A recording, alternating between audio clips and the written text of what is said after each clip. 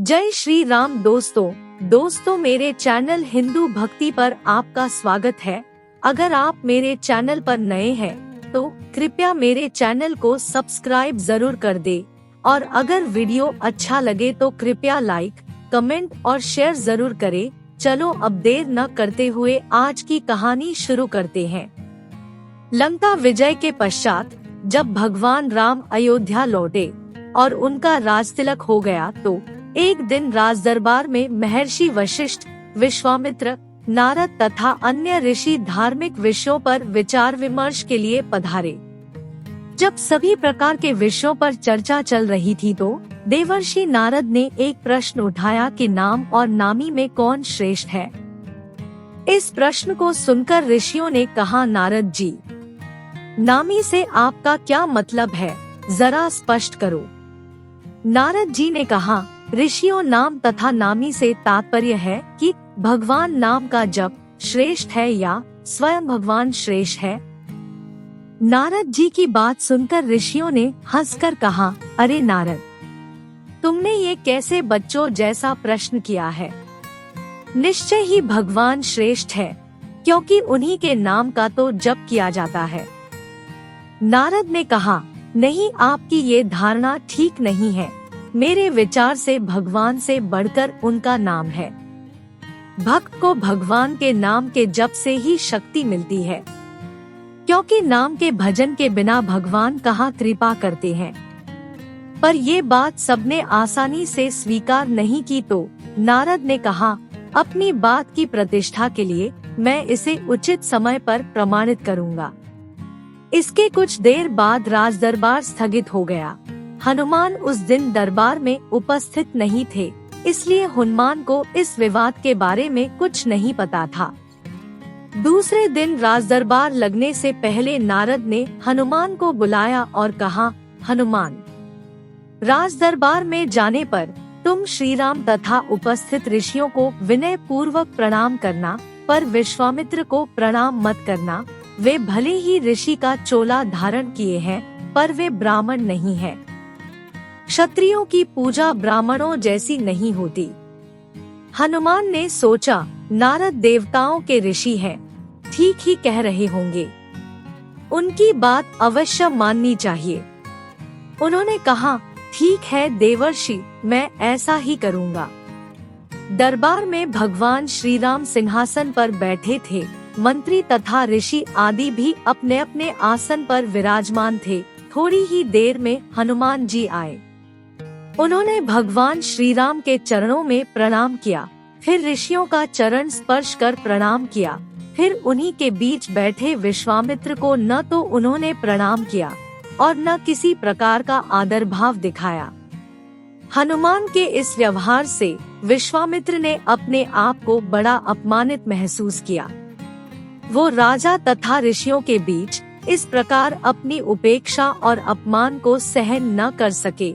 वो क्रोध में उठ खड़े हुए और श्री राम से बोले, श्री राम, तुमने अपने इस मुँह लगे सेवक की धृष्टता देखी। भरे दरबार में इसने किस प्रकार मेरी उपेक्षा की तथा उद्धत भाव से मेरा अपमान किया। श्री राम ने कहा, गुरुदेव शांत हो जाइए, मैं हनुमान से इस धृष्टता का कारण पूछूंगा। विश्वामित्र का क्रोध शांत नहीं हुआ। उन्होंने कहा, ये तो आपने प्रत्यक्ष देखा है, पूछने की क्या आवश्यकता है। अस्त्र शस्त्र के क्षेत्र में मैं तुम्हारा गुरु रहा हूँ, ये गुरु आज्ञा है, इसे दंड दीजिए। नारद ने भी विश्वामित्र की हाँ में हाँ मिलाई तथा कहा, भगवान विश्वामित्र जी ठीक कहते हैं, हनुमान ने इनका प्रत्यक्ष अपमान किया है, आपके उद्दंड सेवक को दंड मिलना चाहिए। नारद की बात सुनकर हनुमान असमंजस में पड़ गए। भरे दरबार में अपनी स्थिति देखकर कुछ बोल तो न सके, लेकिन सोचने लग गए कि जिस नारद के कहने से मैंने ऐसा किया, वही नारद अब मेरा बचाव न करके मुझे दंड देने की बात में सहमति जता रहे हैं। नारद का ये चरित्र समझ में नहीं आता। इधर की उधर लगाना और दो लोगों के बीच भ्रम पैदा करके उन्हें लड़ाने में इन्हें कौन सा आनंद आता है। भले काम को बिगाड़ने वाला ये कैसा ऋषि है। भगवान श्री राम किसी प्रकार की दंड की घोषणा करते इससे पहले ही नारद ने कहा, भगवान, इस संबंध में शांत भाव से विचार कर कल दंड दीजिएगा। उत्तेजित अवस्था में अभी इस समय हनुमान को दंड देना उचित नहीं। सबने इस सुझाव को स्वीकार किया और सभा स्थगित हो गई। रात को हनुमान नारद के आश्रम में आए और कहा, देवर्षि, आप ये कौन सा खेल खेल रहे हैं? मेरा वध कराकर आपको क्या मिलेगा? मैंने तो जो कुछ किया वो आपकी आज्ञा से ही किया था। नारद ने हंस कर कहा, हनुमान निराश मत हो, चिंता मत करो। मेरे कहने से तुमने जो किया है उसके लिए दिए जाने दंड से तुम्हारा कुछ नहीं बिगड़ेगा। तुम्हें दंड मिलेगा पर तुम्हारा बाल भी बाका नहीं होगा। मैं जैसा कहता हूँ बस वैसा ही कल करना। कल प्रातः काल सूर्य तट पर पूरा रामाय नमः इस मंत्र का जाप करते रहना।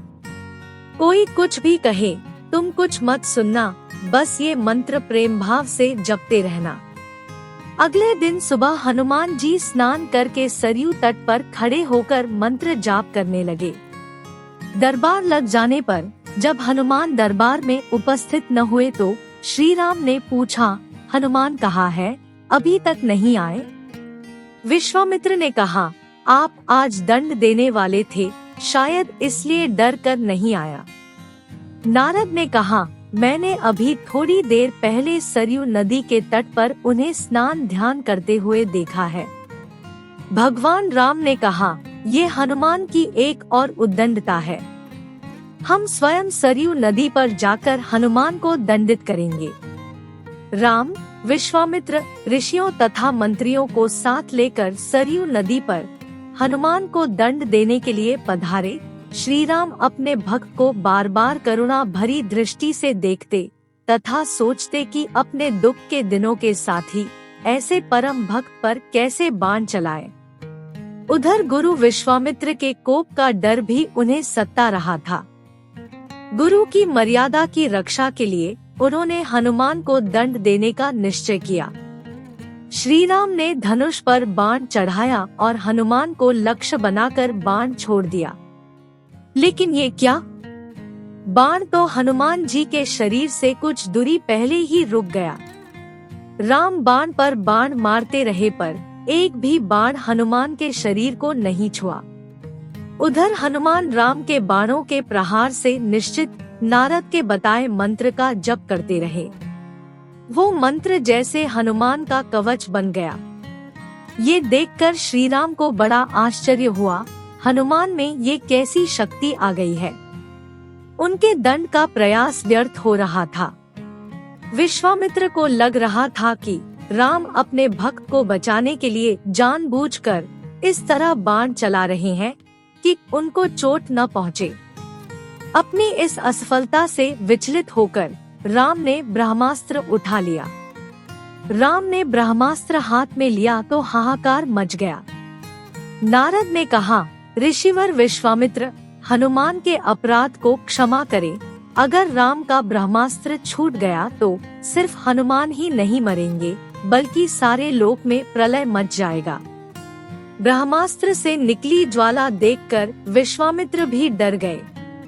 उन्होंने राम को रोकते हुए कहा, राम, ब्रह्मास्त्र को वापस रखिए। हनुमान के गुनाह को मैंने क्षमा किया। इतना सुनते ही हनुमान को जैसे जीवन दान मिला। राम को धर्म संकट से मुक्ति मिली। सब लोग प्रसन्न हुए। हनुमान ने आकर विश्वामित्र से क्षमा मांगी और नारद जी की ओर देखा। नारद ने हंस कर कहा, प्रभु, इसका कारण मैं हूँ।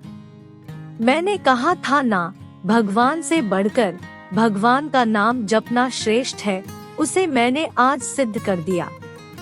हनुमान ने इष्ट देव भगवान राम के नाम के बीज मंत्र से भगवान की शक्ति क्षीण कर दी। जिस प्रभु के नाम का जप होता है वो प्रभु अपने नाम जाप की शक्ति के आगे शक्तिहीन हो जाते हैं। इसलिए कहता हूँ कि नामी से नाम बड़ा। ये कहकर नारद देवलोक को चले गए।